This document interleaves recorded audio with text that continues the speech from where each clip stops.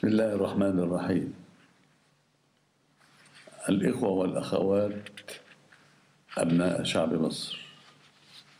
تألمت كثيرا ولا أزال مما أتعرض له أنا وأسرتي من حملات ظالمة وادعاءات باطلة تستهدف الإساءة إلى سمعتي والطعن في نزاهتي ومواقفي وتاريخي العسكري والسياسي الذي اجتهدت خلاله من أجل مصر وأبنائها حربا وسلاما. لقد أثرت التخلي عن منصبي كرئيس للجمهورية واضعا مصالح الوطن وأبنائه فوق كل اعتبار، واخترت الابتعاد عن الحياة السياسية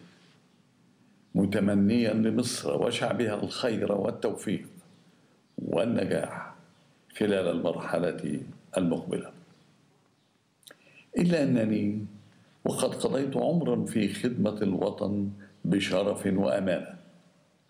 لا أملك أن ألتزم الصمت في مواجهة تواصل حملات الزيف والافتراء والتشهير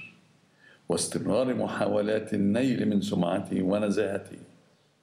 والطعن في سمعة ونزاهة أسرتي. ولقد انتظرت على مدار الأسابيع الماضية أن يصل إلى النائب العام المصري الحقيقة من كافة دول العالم والتي تفيد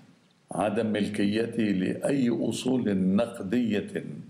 أو عقارية أو غيرها من ممتلكات بالخارج، وإيمانا من جانبي بأنه لا يصح في النهاية إلا الصحيح، ودحضا لما يتم الترويج له من ادعاءات وافتراءات. وقد قررت الآتي بناء على ما تقدمت به من إقرار لذمة المالية النهائي والبيان الذي أصدرته مؤكدا فيه عدم امتلاكي لأي حسابات أو أرصدة خارج جمهورية مصر العربية، فإنني أوافق على أن أتقدم بأي مكاتبات أو توقيعات تمكن النائب العام المصري بأن يطلب من وزارة الخارجية المصرية الاتصال بكافة وزارات الخارجية في كل دول العالم لتؤكد لهم موافقتي أنا وزوجتي على الكشف عن أي أرصدة لنا بالخارج منذ اشتغالي بالعمل العام عسكريا وسياسيا وحتى تاريخه، وذلك حتى يتأكد الشعب المصري من أن رئيسه السابق يمتلك بالداخل فقط أرصدة وحسابات بأحد البنوك المصرية طبقا لما أفصحت عنه في إقرار الذمة المالية النهائي. ثانيا،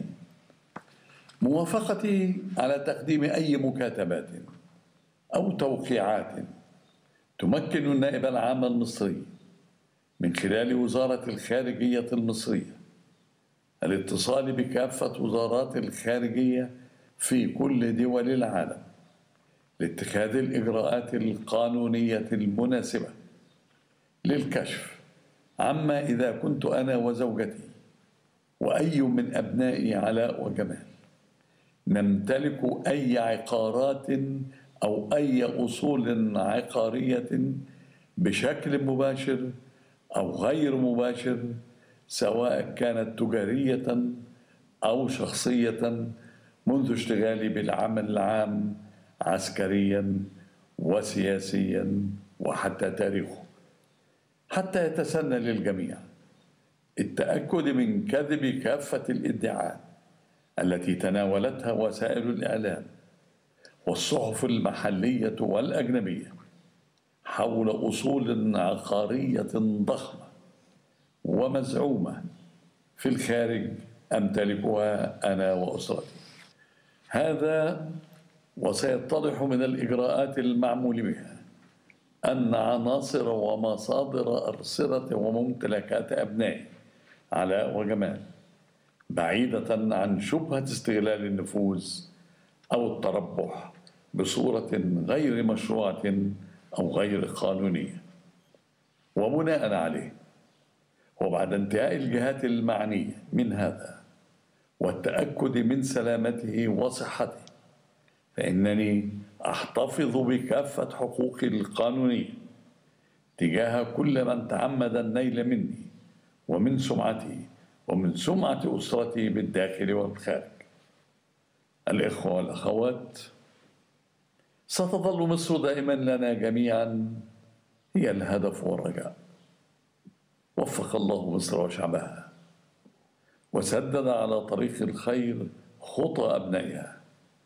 والسلام عليكم ورحمة الله وبركاته.